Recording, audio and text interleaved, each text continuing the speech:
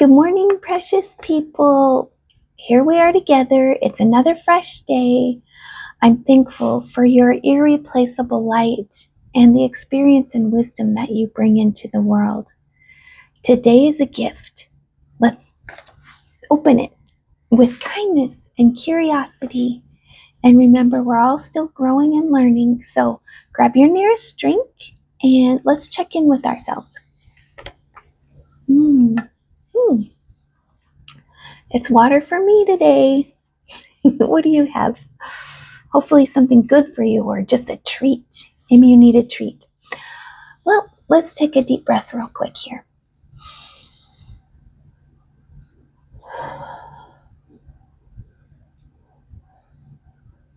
Yes. Having that breath in your lungs. A little bit of relaxation. Bring you right into the moment. I love it. Well, I was at the library the other day and I passed by this book. I thought it was so funny. I was like, I want to see what's in there. And then I got to the part where it said you could self-hypnotize yourself. And really, it's just a deep state of relaxation where your mind is just open to suggestions. So, self-hypnosis can be used for certain things. Let me go to the beginning here.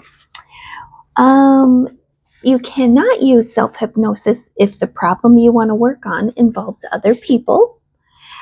If you've recently been in treatment for a mental illness, you should not use self-hypnosis. If you won't be able to practice, if you want to do this and get results, you have to set aside time and be able to do daily practice several times a day, just like the neurocycle I was talking about a couple weeks ago.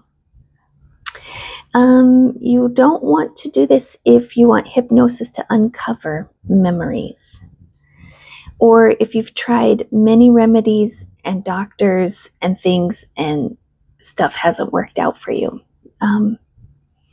So there's certain things where you should not use self-hypnosis. You should go to a real hypnotist or a hypnotherapist. Let's see. Yeah, it's not going to help you with your emotional illness, relationship problems, things like that. Basically, for self-hypnosis to be a success, things you can accomplish are you can get rid of a habit that you're truly ready to give up. So if you want to stop smoking, this would be good. If you want to stop drinking, if you want to eat more healthfully, but if it's someone else saying you need to quit smoking, but you don't want to, this is not a good way to do it. You can solve a problem if you can think of a one-sentence cure for it. So my guess would be, in my case, maybe self-doubt or just a self-criticism that I'm prone to. So it'd be great if I could come up with a one-word sentence that will combat that self-criticism. Excuse me. Goodness. A one-sentence cure is interesting because it's a challenge to reduce your suggestion that you want to do down to one sentence. Now, let's see. That makes it so powerful when you can put it into a single sentence. And this book, actually, I think it has a worksheet you could go through to make your one sentence, but I might be getting to that in just a little bit. We'll see. To get the most out of your practice, it's important to make the right preparations. You need to find privacy. Try to be undisturbed for a while. Turn off your cell phone, turn off buzzers, alarms, things that could bother you during this time. Your cats, in my case, my cats probably jump all over me while I'm trying to do it. And it's suggested that you have a timer. You don't have to. Because and your timer should be something very gentle, not a blaring like kitchen alarm. Um, just something, a ding or a gentle timer to go off, because that's when you're going to have yourself come out of this deep relaxation. Then find a restful place. You can be on a bed, a chair, a recliner, a couch, or the floor. Set yourself up with pillows or cushions and get as comfortable as possible. If anything you're wearing is tight, take it off or loosen it. Shoes, belt, a tie, earrings, things like that could distract you. Sometimes you might even want to take your contact lenses out if those are going to create some sort of distraction for you. Then it's called an induction. What you're going to do first, once you've got yourself all relaxed, you're in a comfortable, quiet, relaxed place, you begin your induction. This is really cool. And maybe while I read this, maybe I'll read it in like a relaxing kind of voice so it comes across with you, to you. After you set your timer for 10 minutes, you're going to set like a circle or set your eyes on something. You relax and set your eyes on something. I got my cat up here. Maybe that's what's getting me. No, sweetie wants down. Make a space for him to jump. Okay, so once you're all relaxed, set, you have your timer set, you'll begin your induction. Lean back and make yourself comfortable. Stare at your hypnotic circle or your thing that you're resting your eyes on. Take several good deep breaths. Tell yourself that your body is feeling warmer and warmer. Tell yourself that your body is getting heavier and heavier. Allow yourself to slowly drift off into a state of deep relaxation. Feel how warm, how comfortable, how heavy your body is becoming. You are at peace. You are at rest. From now until the timer gently wakes you, you will concentrate on feeling rested, calm, relaxed, and comfortable. Stay staring at your hypnotic circle. Stare and stare and stare. Your body is quiet. Your hands and feet are particularly warm and heavy. They may feel a bit tingly. Give yourself permission to feel the relaxation spread throughout your body. You'll soon close your eyes. You may concentrate on whatever pleasant image pops into your mind, or you may prefer to keep your mind a blank. Gently close your eyes and keep them closed until the timer rings.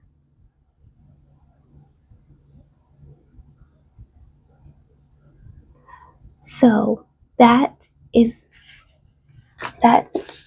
brings you into just this deep, relaxed state where you are open to suggestions. So during that, you can even make it deeper. It's called deepening, and you can visualize like going up a staircase, and with each step, you're going deeper and deeper and deeper. And then when your timer rings, you can visualize yourself coming down the steps and coming, waker and waker and waker. Anyway, there's more ways to get deeper into the relaxation. But before you add your suggestions to yourself, it's good to think about yourself and about others, just having good thoughts, So once you go down into your relaxed state, you just can feel good thoughts, think good thoughts about other people, make it a really enjoyable experience. And then, let's see, what do you do after that? This is before your suggestions.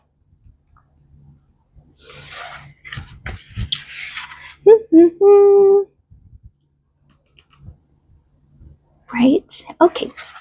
How to build a one-sentence suggestion. There's 8 steps here. I'm just going to read the 8 steps, and if you want to write them down or pause the video or replay the video so you can, write down the steps, work through it yourself. Decide where you want to end up. So for the example they have here, this lady wants to lose 18 pounds. Then think of one thing you'd have to do differently, a new behavior to achieve that goal. So for her, she's going to cut out ice cream. That's her vice. She eats ice cream every night. So think of 2 things you can do to make it easy for you to do that new behavior. So for her, it's have a piece of fruit available. And don't buy ice cream. Keep the ice cream out of the house. No ice cream in the house. Also, these suggestions that you're making to yourself, positive ones are easy to reinforce, are easier to persuade yourself. Instead of, don't do this, don't do that, none of this, none of that. Try to keep it positive. Then the 4th step is to write 1 sentence directing yourself to do the 2 things that you thought up in step number 3. So for her, I will buy fruit a few times a week, and I will not buy ice cream. Add a goal into instruction 1. Add the goal in your first step into your sentence in number 4. So her goal was to lose 18 pounds. So her sentence is going to be, I'll lose 18 pounds when I buy fruit regularly and do not buy ice cream. Then you can add, this is step 6, add a specific command to your sentence you just created. So here, I'll lose 18 pounds when I regularly buy fruit and do not buy ice cream. Therefore, I will buy fruit every Monday, Wednesday, and Friday, and I will not even pass the frozen food section at the supermarket. After saying the sentence while you're hypnotized or in that state of relaxation, you're going to visualize what you just said to yourself. What your brain can think, you can achieve. So you're going to think of all the fruit you see, enjoying just the feeling of it in your hand, and you're not even going to think. Like the thought of the frozen food section, the ice cream, is going to be like, that ice cream section is in another state. It's not even accessible to you. You can kind of think those kind of thoughts. Then you'll add your awakening suggestion. This is the last step. For example, you might say, and now that I have absorbed the suggestions, I will return my mind and my body to its regular state. I will be back to regular by the time I reach the letter H. A, B, C, D. And it doesn't have to be this fast, but you're like giving yourself steps. And like I said, the staircase, if you're visualizing a staircase, you can reverse that visualization. If the alphabet helps you or numbers help you, you can do that. And now I can open my eyes and resume my ordinary life. So that is how this book says to self-hypnotize yourself. Then I looked up self-hypnosis just on an AI platform. I don't even know which one it was, like Go Go, something like that. So it said, to practice self-hypnosis, here's the steps. Set a goal. Clearly define what you want to achieve, such as reducing stress, improving focus. Find a comfortable space, a quiet space where you won't be disturbed, and sit or lie down comfortably. Relax. Use deep breathing or progressive muscle relaxation to calm your body and mind. Induce hypnosis. Focus on a specific image or trigger word that will enter you into a trance-like state. And that's that circle my thing was talking about. Give suggestions. While in the relaxed state, repeat positive affirmations or suggestions related to your goal. And then you return to alertness. When finished, gradually bring yourself back to full awareness by counting or telling yourself to wake up. Self-hypnosis can improve focus, reduce anxiety, and promote relaxation. So, I have a story. It's not about self-hypnosis, but it's about going to a hypnotherapist. My husband was having a hard time. He felt aimless. He felt like there was no purpose to life.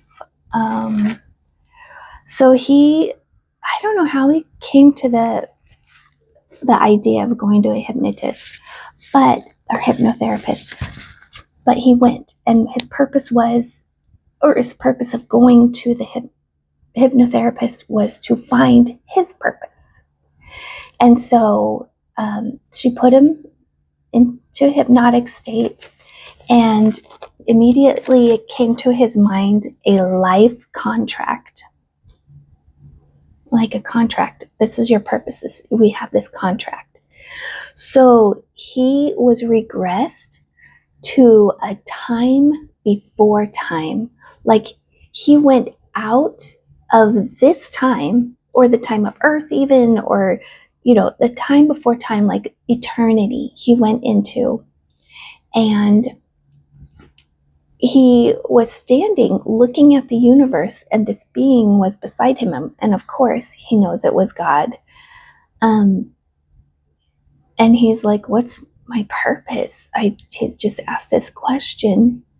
And so this being pointed to a contract with the whole universe behind him. And he pointed to the contract, and my husband's like, what is this? And then he realized, oh, it's my life contract. And I don't know if the being said this or it just came to him. Oh, I wrote down, maybe the being, the Lord, whoever he encountered, actually said these words, because it says, what you have been searching for is an idea and not a thing. Love. Love is the key that opens all doors, and love breaks down strongholds. That was the message he got during his hypnosis session. Like, love is the purpose for living. And I just got chills because that is so biblical. And like I said, when I was talking about near-death experiences, everyone who comes back just talks about this feeling of love. Like, we can't even comprehend with our little human brains the amount of love the Lord has, the actual real purpose for being here is to show love. And it's hard. We're living through this filter of our humanity. If we were our divine spiritual selves, it would be a no-brainer. It'd be so easy. We would be walking in that love every day. But here on earth, we do live in a broken world in our human form. So I don't know, if you're interested in self-hypnosis, if you want to find some answers within yourself, probably go to a real therapist. But if you want to stop a habit or increase habits in your life, a new way of thinking, like go through the neurocycle, you can get your statement that way and then put yourself into this self-hypnosis state when you want to do your neurocycle. So if anything sparked a thought, go ahead and leave a comment or a like. Subscribe, please. Every single day is a chance to learn something new, to grow and become more of the wonderful person you are. So, the world is better with your light in it. And thanks for sharing your time with me today. I'll be here tomorrow, but until then, I will be drinking my water. Just remember, you have a beautiful day. You're the Lord's precious one. Bye bye.